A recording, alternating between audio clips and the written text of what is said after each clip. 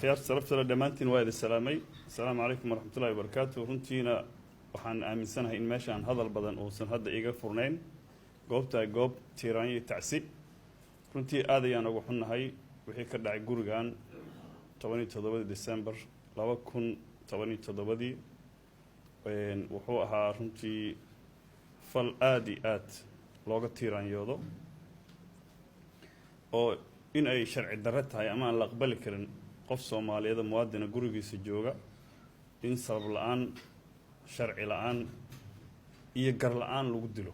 laguna soo weeraro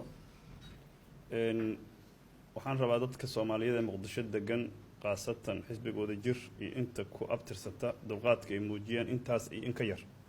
ayaa dagaal sabkay ka dhacaa dhibaato ka dhacdaa runtii waxaad muujiseen dulqaad dawladnimada curdanka ah oo hadda la soo yabayna waad u turteen meeshii la rabay kuwii sida dimuqraadiga lagu doortay u tur waayeen runtii idinka u turay waxaana muuqata in islaantii la yiri cunuga labada islaameed oo la yiri hal idin kala gooy oo tii lahayd ay tiri yaan la gooynin ha iska noolaade ana heli doonee tii kalena tiri hal kala gooyo macnaheeda turin fiican ayaad muujiseen runtii 2017 in la yiraahdo ama afgooy aad ama afweyne raac ama maxaa la jiri ama afka qabso inay dhacdo macnaheedu tahay haddii aadan dawladda ku fikir ahayn magaalada Muqdisho kuma noolaan kartid wax la aqbali kara ma waa loo yahay xukunkii dictatorka ahaa wixii dagaal ka dhacay waxaan aaminsanahay dhaqankaasu inuu 91dii ku haray wiilal fara badan oo Soomaaliyeed ayaa god u galay annagoo rabna dal xura oo muwaadiniin xur ah oo Soomaaliyeed ku nool yihiin inaan dhalno saasaan rabnay nasiib darray ahaday bini aadamku waa gafaahay sida la sheegay wax garaawshiya lagama muujin Lawad Cabdiraxmaan wuxuu yiri xogaa isagoo lagu haystaan arkayay martidiina waa fakfakanaysa dadkii beledka joogayna inuu horta ka noqdo ma ahayn markaas inuu ku adkaystay ahaday dalkan Soomaaliyeed waa la diriray meesh waa la kala tagay nin walba tuulo iyo degmo jooga meesha uu joogana qofku hadii dawladnimada aysan xurmo siinayn oo aysan ixtiraameyn waxaan adiga ku tureen u turaysid taas xaqiiqo ah dawladnimada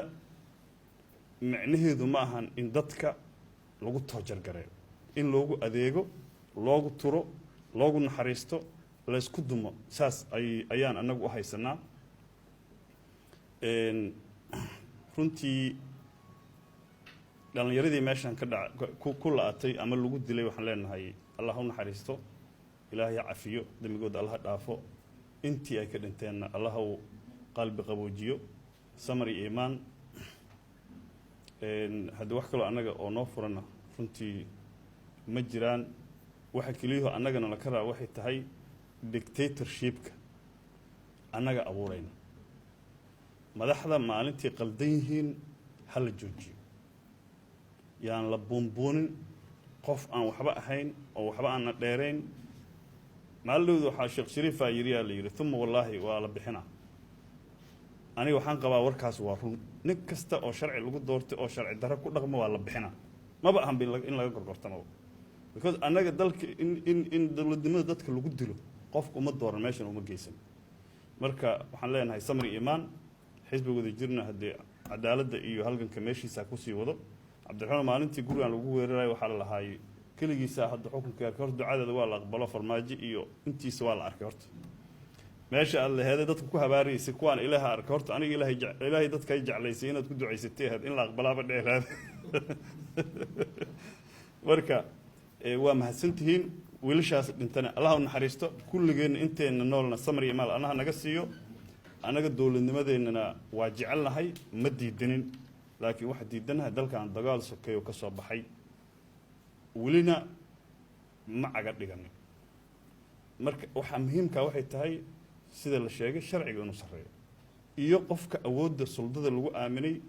in gacantiisa amaan laga helo oo dawladnimada oo sidoo doono uu isticmaalo waa bin aadan hadduu qaldanana garaawshiyo oo la yimaado waa mahadsantihiin